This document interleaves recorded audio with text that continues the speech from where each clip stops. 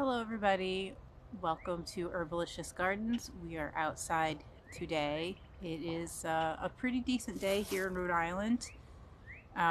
Windy, but not as windy as it has been, thank goodness. And just want to talk about some gardening.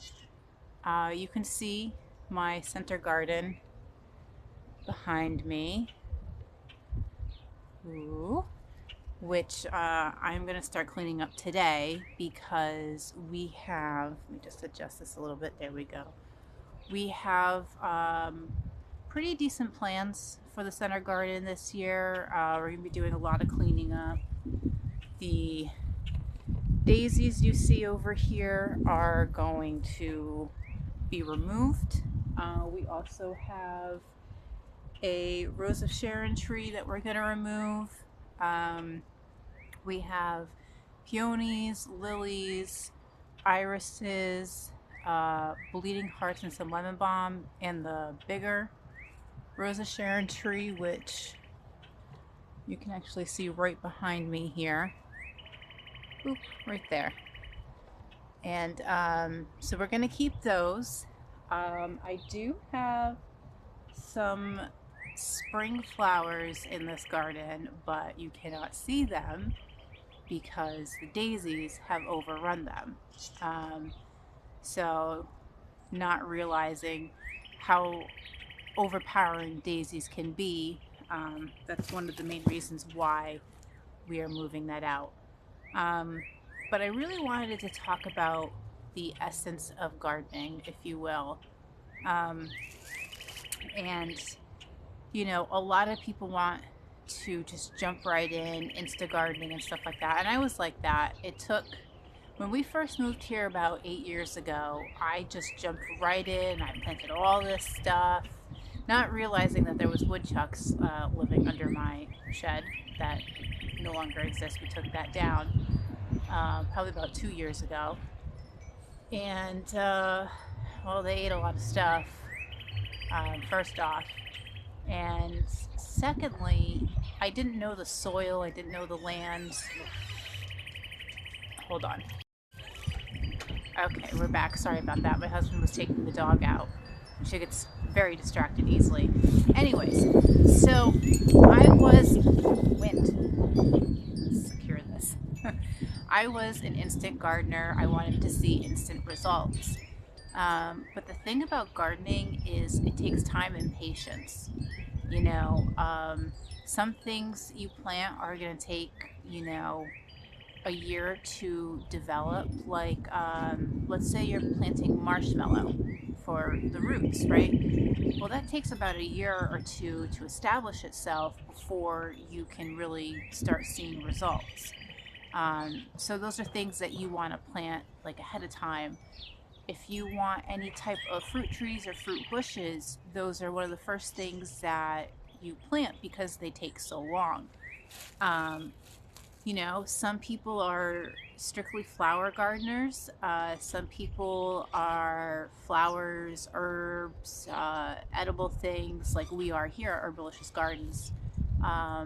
And some people just like everything's got to be edible, which is fine. You know, whatever works for you and your family.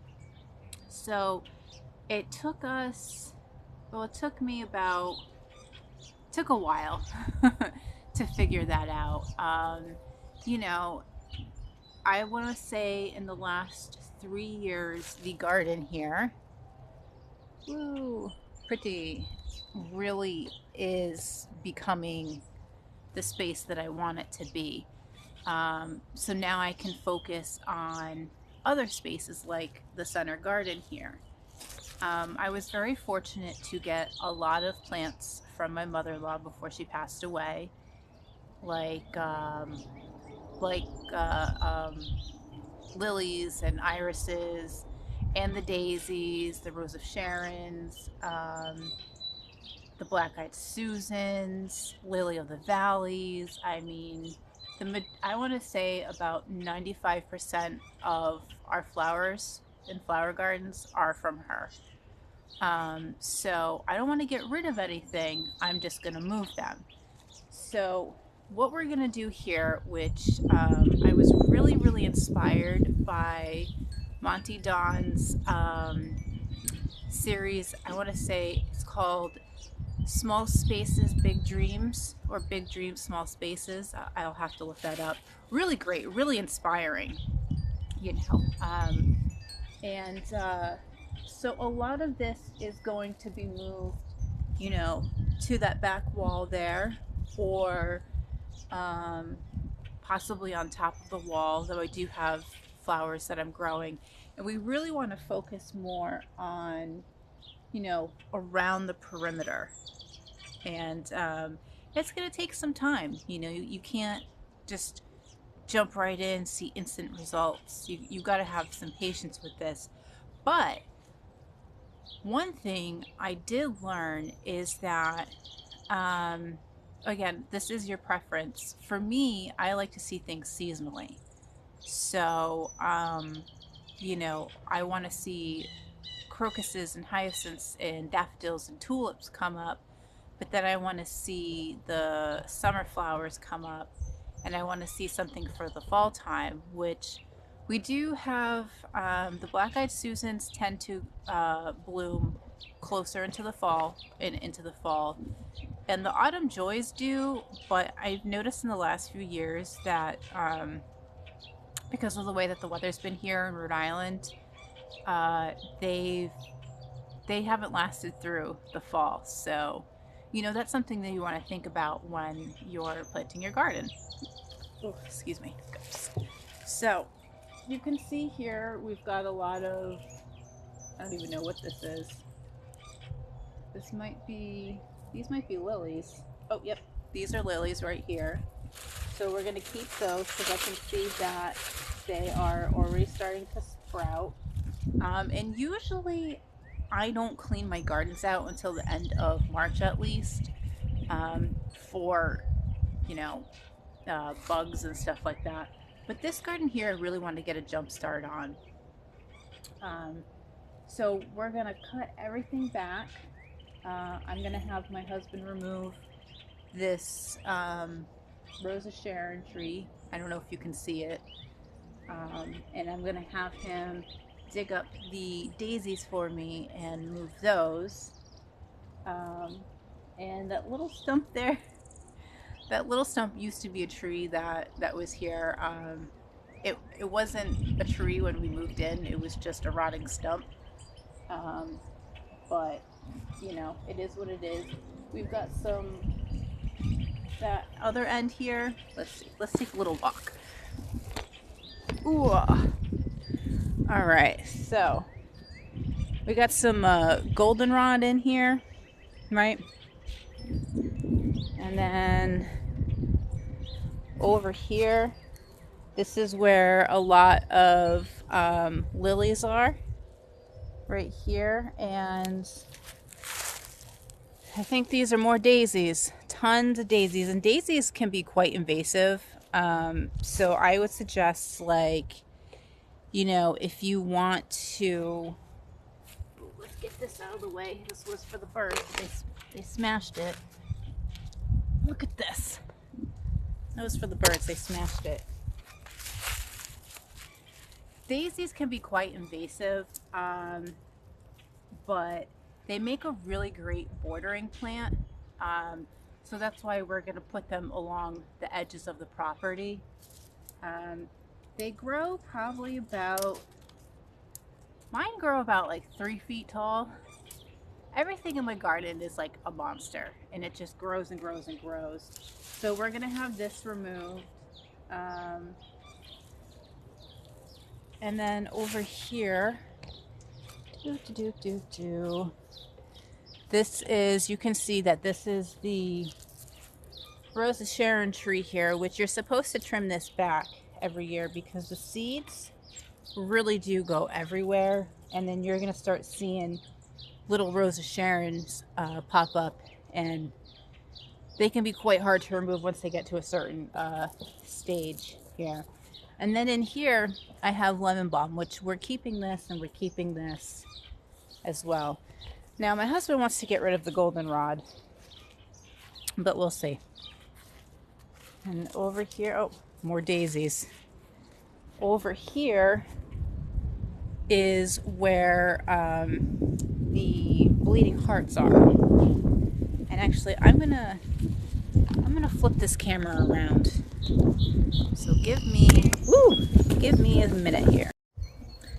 Okay.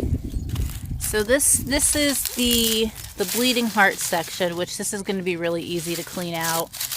These always come back with a vengeance. It's insane. You can see here the daisies. That's going to be fun to dig up. This looks like an autumn joy over there. And we don't really have much over here. In fact, last year we had a problem with the woodchucks trying to make a home in this area here. So if you have critters, that's also something you need to look out for. Now these are irises that we planted when we first moved in, and I didn't know a single thing about planting at all. This, I can't remember what this is.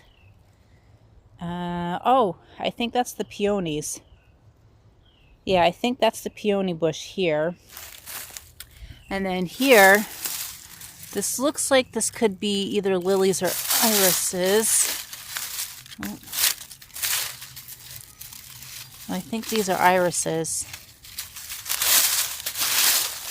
So what we want to do is expand this out a little bit more. So we have the taller plants in the center, you know, and that, again, not quite sure what we're gonna do there. Oh, little birdies.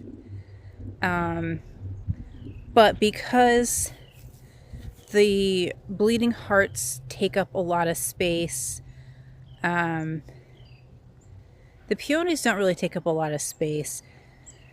The daisies take up a lot of space, and that's something that you really need to take into account too, is how much spacing is there going to be, you know. The thing with gardeners, and I'm a total victim of this, is not planting enough, like over spacing. You don't want to overspace. It's okay if things are a little crowded, but you got to keep in mind of like how big things are going to be. You know what I mean? Oh no! Oh crap, I just broke this.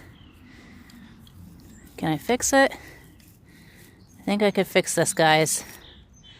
I hope so. I just got this for Christmas. Oh boy. What else we got here? A lot of bunny poop. Let's see. We got some autumn joys right here.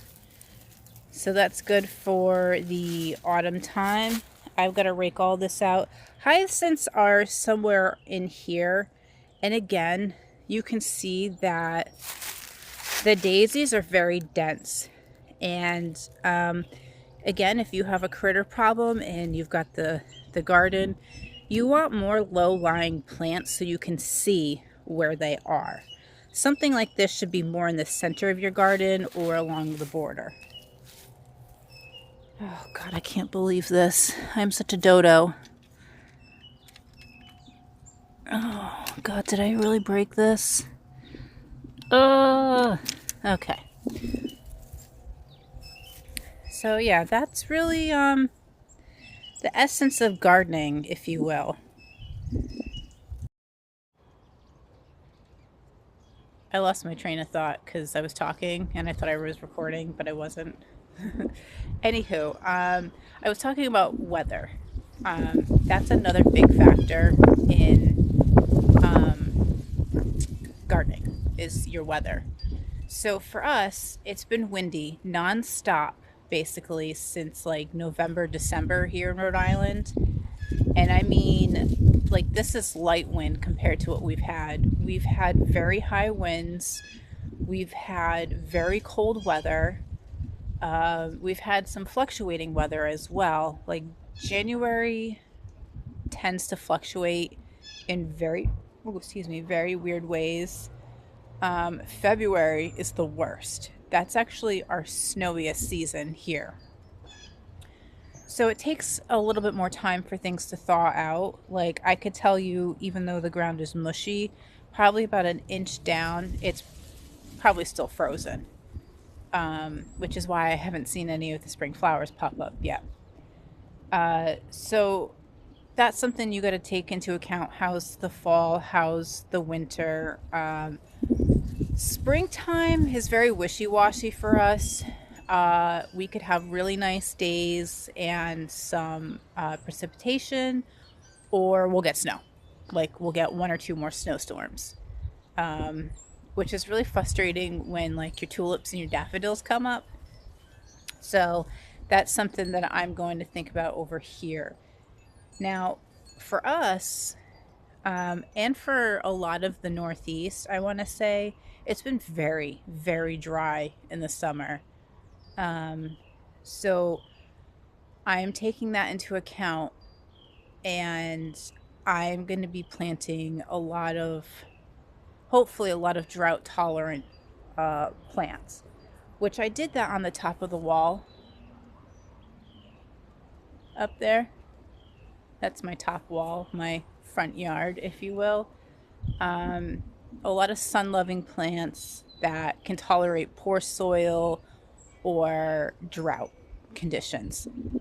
Again, I've said this so many times before. I have a well, I'm not connected to the city, so I have to take that into account as well of, how am I going to water things because a lot of the water is going to be saved for the garden, right? Unless you can figure out some kind of irrigation system. So I think that's the weather is something you really got to think about. The fall time here in the last few years have been very dry as well. Like this past fall started off really nice. The leaves were turning really beautiful, and then like mid October, everything just turned brown because we didn't have rain for over a month, and that's really unusual for New England. We get like the cool, crisp weather with some fog and some rain, and we haven't been getting that. It's almost like the seasons are changing, like shifting, if you will, um, and we're just not getting the same weather that we used to. Like I want to say about 13 years ago. Um, though there was 2 winters in a row that we just got slammed with snowstorms. I mean, like every Monday or Tuesday, it would snow like so much. It was crazy. And the weather was really good. Where I was living, I had like a little mini garden in the front. And my neighbors kind of let me take over all of that because they weren't using it. So, weather is really, really important when you are thinking about whatever gardening project you're doing. Um, and to me, that's having patience in the weather is really the essence of gardening, aside from it being a very good uh, thing or a very good way to boost your mental health. I mean, I can't tell you, I've talked to so many people, and so many people have admitted that they've got into gardening because they were so depressed, and keeping themselves busy and being outside and, getting their hands dirty in the dirt has been really, really therapeutic. And I can really attest to that. I'm happiest when I'm outside in the garden. And, you know, I can't wait to teach my child that as well. That's going to be so important um, for me. So, I've seen people create Norwegian style gardens um, with like running streams and bogs, Japanese inspired gardens, um, where it is low maintenance. And that's the other thing too. Do you want more low maintenance? Do you want more high maintenance? How many perennials are you planting? Are you planting annuals as well? Like map it out, write everything down, write a plan down, um, and that's really it. That's my gardening talk. I really hope this was really helpful for you guys. I will definitely keep you updated on the progress of the center garden. Since the vegetable garden is going to be very low maintenance this year, I'm focusing more on planting flowers. I am planting annuals, some annuals, and I do have some perennials. I do have tulips that I planted that I'm waiting for them to pop up. So, fingers crossed. And that's it. That's my gardening video. My gardening thoughts and stuff like that. I really hope you guys got something out of this video. If you have any questions, you want to make conversation, drop a comment down below, hit that like button, don't forget to follow, and I will see you soon.